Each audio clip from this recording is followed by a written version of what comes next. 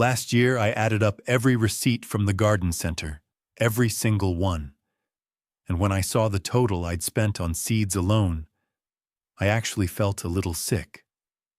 Over $300 just on seeds. And the worst part? Half of those packets were varieties I'd already grown the year before. I was buying the same thing, over and over, season after season. And I remember standing there in my kitchen thinking, there has to be a better way. Turns out, there is. And once I figured it out, I never bought another seed packet again. 3 seasons ago, my garden looked completely different than it does today, and so did my wallet. I was the person at the garden center every February, filling a basket with those little paper envelopes, telling myself this was the year I'd finally get organized. I'd buy lettuce seeds, kale seeds, herbs, spinach, you name it. And every year I'd plant them, harvest once, maybe twice if I was lucky, and then watch everything bolt or go to waste. Then the next spring, I'd be right back at that same shelf doing the exact same thing. It felt like a subscription I couldn't cancel. But then something happened. I was visiting a friend of mine, a woman named Deb who's been gardening for over 40 years, and I noticed her lettuce bed. It was enormous, just overflowing with greens, and I asked her when she'd planted all of it. She looked at me kind of funny and said she hadn't planted new seeds in, she couldn't even remember. 5 years? Maybe 6?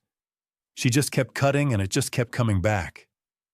That was the moment everything clicked for me. Since then, I've gone from spending over $300 a year on seeds to spending, essentially, nothing. My greens garden runs itself now. I harvest from the same plants week after week, month after month. And some of those plants have been producing for over 2 years straight. Chico, here's something nobody talks about when they get into gardening. The costs don't go down over time. They actually go up. You'd think it would be the opposite, right?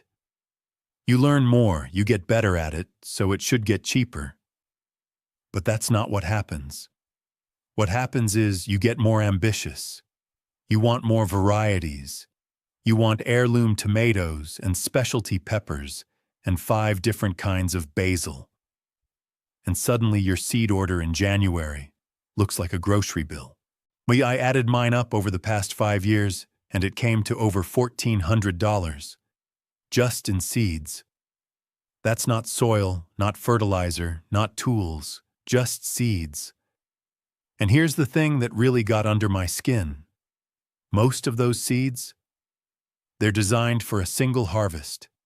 You plant them, you grow them, you pick them, and then the plant is done. Finished. You pull it out, throw it in the compost, and start over. The whole model is built on you coming back next year to buy more. Think about that for a second.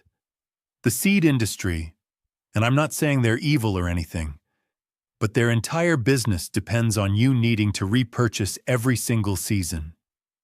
They don't benefit from teaching you how to grow a plant that never stops producing. That's not good for their bottom line. And it goes deeper than just the money.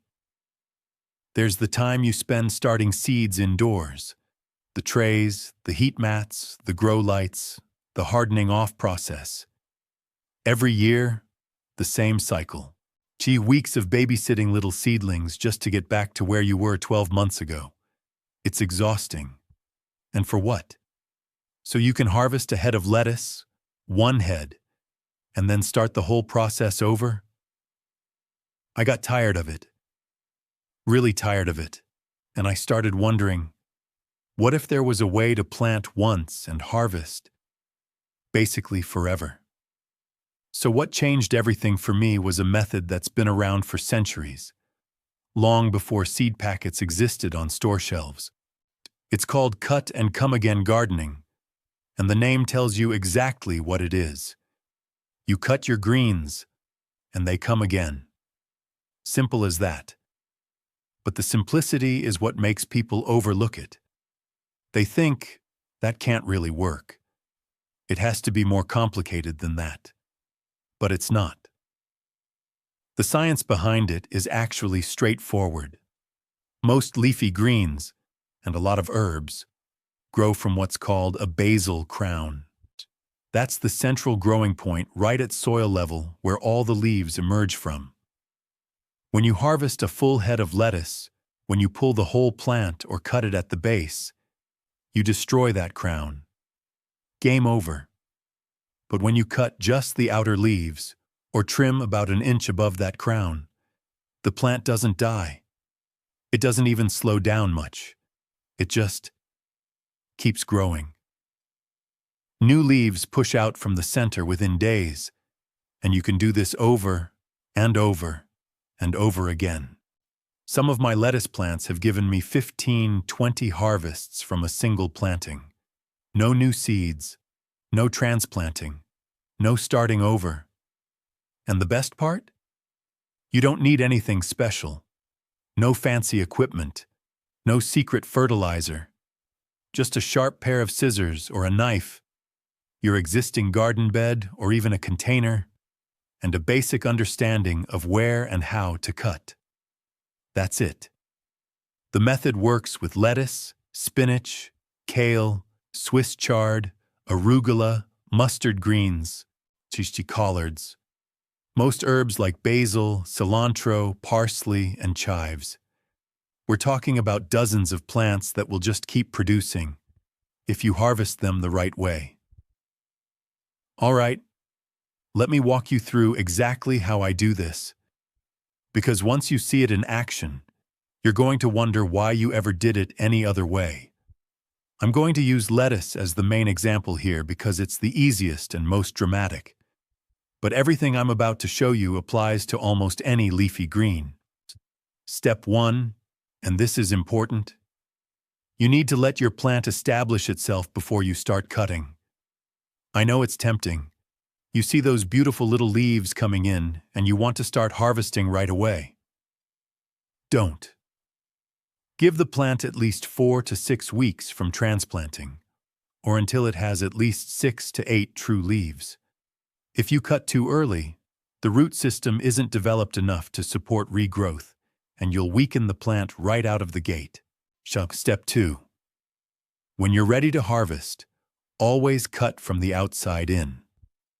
The oldest, largest leaves are on the outside of the plant. The new growth comes from the center. So you take your scissors or a clean, sharp knife, and you cut the outer leaves about 1 inch above the soil line. 1 inch? Not at the soil? Not 2 inches up. Right around 1 inch? That preserves the crown and gives the plant the best chance of pushing out new growth quickly. Now here's where most people make a critical mistake. They get excited. I get it. And they take too much.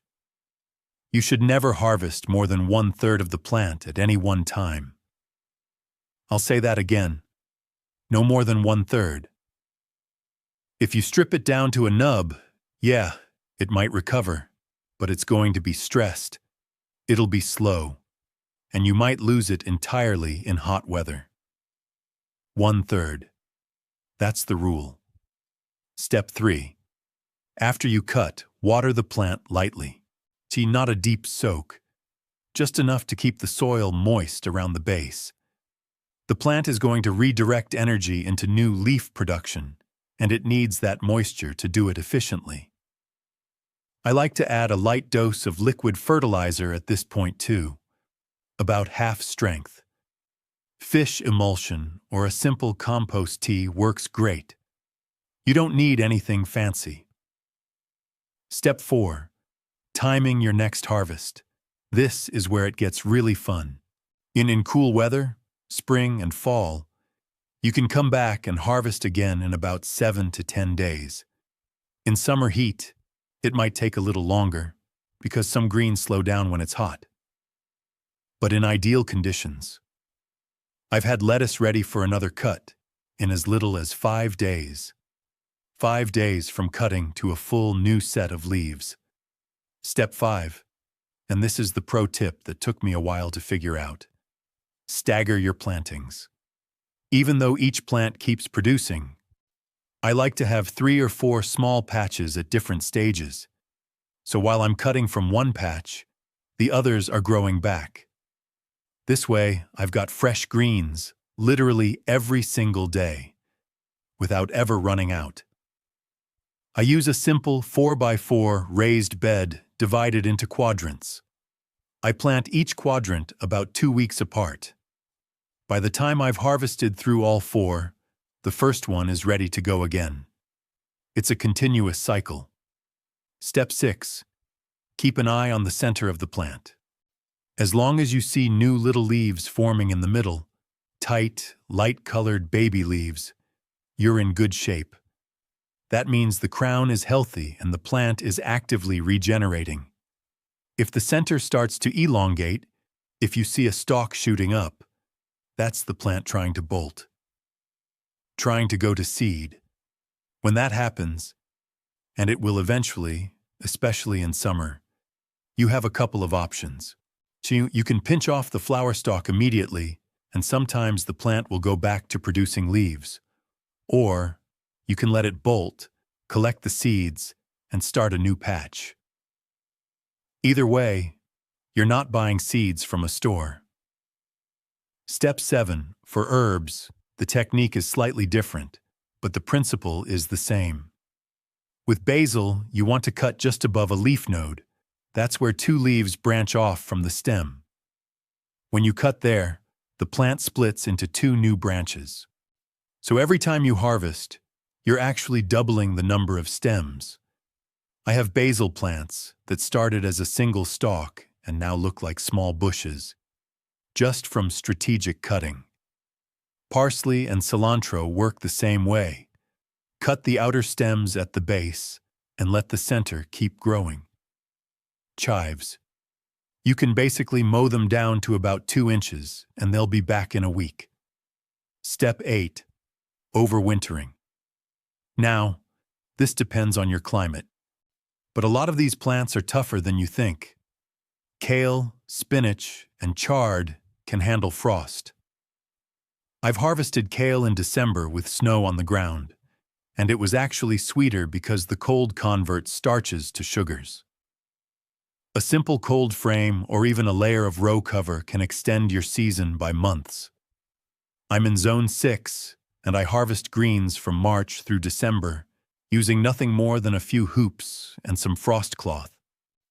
That's 9 months of free food from plants I haven't replanted in, some cases, over 2 years. So what can you actually expect when you commit to this approach?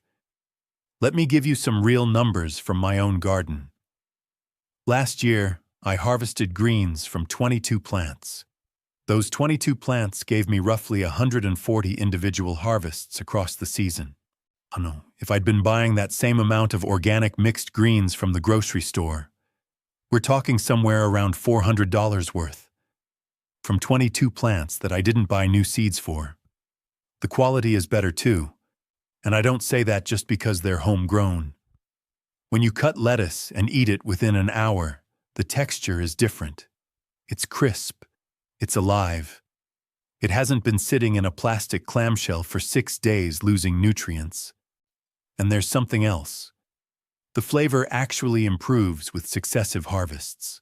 The plant develops deeper roots, accesses more minerals, and later cuttings are often more complex and richer than the first harvest. There's also the environmental angle. No plastic seed packets, no shipping, no greenhouse energy costs for commercial starts. Just soil, water, sun, and a pair of scissors. It doesn't get more sustainable than that. Here's what I want you to do this week. Just pick one plant. 1. Go out to your garden, or grab a container if you don't have a bed, and plant some loose leaf lettuce.